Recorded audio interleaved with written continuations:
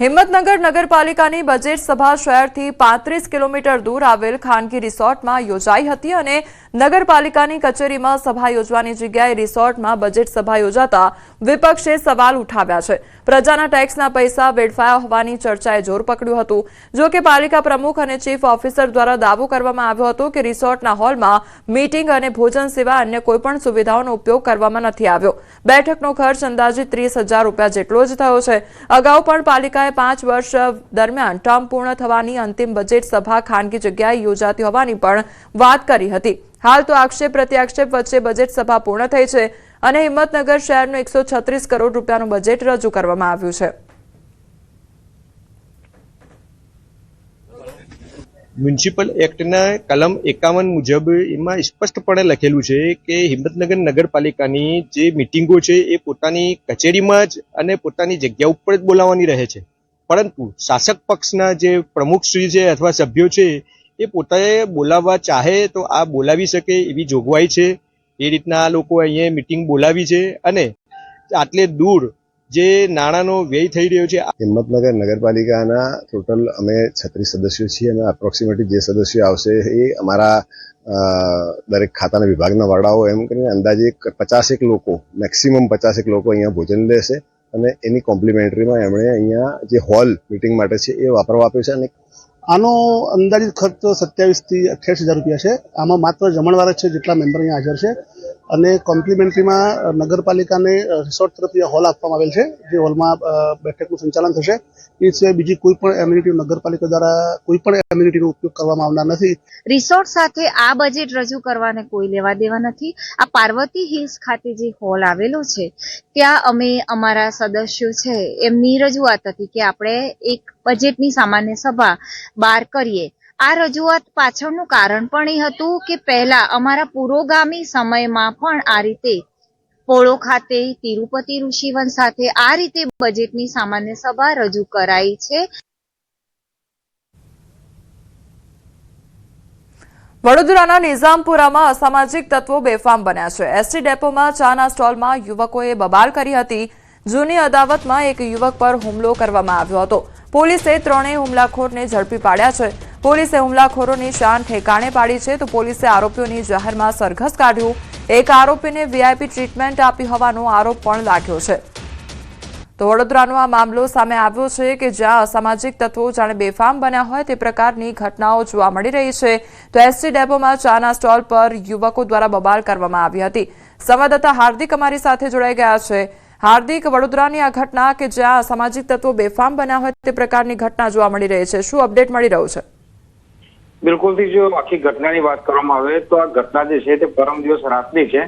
આ પરમ દિવસે રાત્રે કેટલાક માથાભારે તત્વો જે છે તે નિઝામપુરા ડેપો ખાતે પહોંચ્યા હતા અને ત્યારબાદ એક યુવક સાથે મારામારી કરી હતી। એવી માહિતી મળી રહી છે કે જે યુવક સાથે મારામારી થઈ છે તેની સાથે થોડા સમય અગાઉ આ જે હુમલાખોરો છે તેમની તકરાર થઈ હતી અને જૂની અદાવતને દાજમાં રાખીને આ જે માથાભારે તત્વો છે તેમના દ્વારા યુવક પર હુમલો જે છે તે કરવામાં આવ્યો હતો। સીસીટીવી ફૂટેજમાં જોઈ શકાય છે કે માથાભારે તત્વો કઈ હદે બેફામ બન્યા છે અને જાણે પોલીસનો કોઈ પણ જાતનો ડર ના હોય તે રીતે જીવલેણ હુમલો જે છે તે કરી રહ્યા છે। ત્યારે ફતેગંજ પોલીસે એ જે આરોપીઓ છે તેમની સામે ખૂનના પ્રયાસનો ગુનો દાખલ કર્યો હતો અને ત્યારબાદ તેમનો વરઘોડો કાઢ્યો હતો। સીસીટીવી ફૂટેજના આધારે ધરપકડ તો કરી લીધી। પોલીસે વરઘોડો કાઢીને એસટી ડેપોમાં લઈ જઈને ઉઠક બેઠક પણ કરાવી દીધી। પરંતુ અહીંયા સૌથી મોટો સવાલ એ ઉભો થાય છે કે શું માત્ર પોલીસ દેખાડા માટે કામગીરી કરે છે? કારણ કે એક વિડીયો જે છે તે વાયરલ થઈ રહ્યો છે અને વિડીયોમાં પણ જોઈ શકાય છે કે ફતેગંજ પોલીસ જે છે તે એક આરોપીને વીઆઈપી ટ્રીટમેન્ટ આપતી હોય તેમ લાગી રહ્યું છે। લોકઅપની બહાર જે છે તે આરોપી બેઠો છે, તેની સાથે તેના 2-3 મિત્રો બેઠા છે અને તે હોટલનું ભોજન જમી રહ્યો હોય ત્યાં પ્રકારનો વિડીયો જે છે તે વાયરલ થયેલો છે। એના કારણે ફતેગંજ પોલીસે જે કામગીરી છે તેની સામે પણ સવાલો ઉભા થઈ રહ્યા છે। કોમલ જી હાર્દિક, સમગ્ર માહિતી બદલ આપનો આભાર। વડોદરા શહેરમાં ફરી એકવાર તસ્કરો સક્રિય થયા છે। શહેરના છાણી ગામ વિસ્તારમાં મહાકાળી માતાના મંદિરમાં ચોરીની ઘટના સામે આવી છે, જ્યાં તસ્કરોએ મોટો હાથફેરો કર્યો હતો। અજાણ્યા તસ્કરોએ મંદિરમાં ઘૂસી માતાજીના પાદુકા અને તલવારની ચોરી કરી ફરાર થઈ ગયા હતા।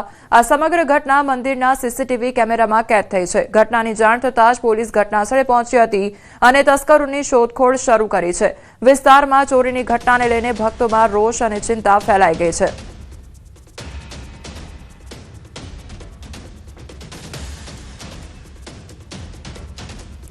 તો મંદિરમાં ચોરી કરવાનો પ્રયાસ હાથ ધરવામાં આવ્યો હોય તે પ્રકારની ઘટના સામે આવી છે અને સમગ્ર ઘટના સીસીટીવી કેમેરામાં કેદ થઈ છે. તો તસ્કરોનો આતંક વડોદરા શહેરમાં વધતો જઈ રહ્યો હોય તે પ્રકારની ઘટના સામે આવી છે.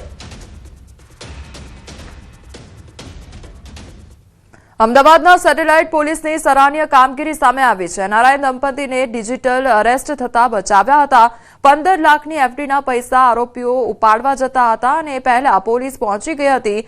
36 કલાક સુધી દંપતીને ડિજિટલ અરેસ્ટ કરવામાં આવ્યા હતા. 2006થી અમેરિકામાં સ્થાયી થયેલા રાજેન્દ્ર શેઠ બીમારીના કારણે છેલ્લા 4 વર્ષથી અમદાવાદમાં રહે છે. તો નરેશ ગોયલ કેસમાં સંડોવણી હોવાની વાત કહી દંપતીને ડિજિટલ અરેસ્ટ કરવામાં આવ્યા હતા. સેટેલાઇટ પોલીસે સમયસર પહોંચી દંપતીને બચાવી લીધા હતા.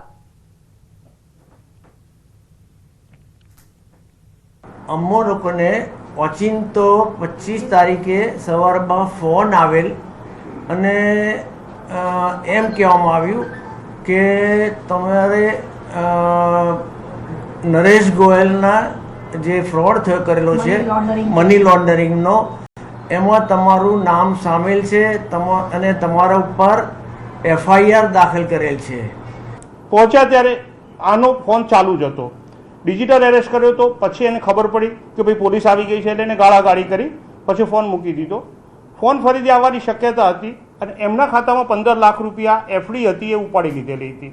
એટલે જો એ પૈસા જાય તો એક સામાન્ય નાગરિકના પૈસાની છેતરપિંડી થવાની પૂરી શક્યતા હતી. એટલે ત્યાં માણસો રાખી અને એ મોબાઈલ બંધ કરાવ્યો, બેટરી કાઢી અને સ્વિચ ઓફ કર્યો. એફડીના પૈસા સિક્યોર કરાવ્યા. રાત્રે ને રાત્રે બેંકમાં જાણ કરી અને આખું એકાઉન્ટ ફ્રીઝ કરાવ્યું કે જેથી પૈસા ના જાય. અમદાવાદના પોશ ગણાતા એવા સેટેલાઇટ વિસ્તારમાં એક ફ્લેટમાં ધમધમતું ગેરકાયદેસર કોલ સેન્ટર ઝડપાયું છે. પોલીસ ગિરફ્તમાં આવેલા આરોપીઓ છેતરપિંડીની સાથોસાથ નશાનો કારોબાર પણ કરી રહ્યા હતા. પોલીસે બાતમીના આધારે સુદર્શન ફ્લેટમાં દરોડા પાડ્યા અને ત્યારે પોલીસ પણ દંગ રહી ગઈ હતી. અહીં માત્ર બોગસ કોલ સેન્ટર જ નહીં પણ વિદેશી હાઇબ્રિડ ગાંજાનું વેચાણ પણ થઈ રહ્યું હતું. આરોપીઓ પાસેથી પોલીસે 126 ગ્રામ હાઇબ્રિડ ગાંજો કબજે કર્યો છે. આરોપીઓની મોડસ ઓપરેન્ડી કોઈ હાઈ પ્રોફાઇલ ક્રાઇમ ડ્રામા જેવી છે. આ શખ્સો કેલિફોર્નિયા રજિસ્ટર્ડ ઈ-સિમ દ્વારા યુએસએના નાગરિકોને લોન આપવાના બહાને ફોન કરતા અને લોન આપવાના બહાને એડવાન્સ ડોલર પડાવતા હતા. આ ગેંગના 4 સાગરીતોને સેટેલાઇટ પોલીસે જેલના સળિયા પાછળ ધકેલી દીધા છે.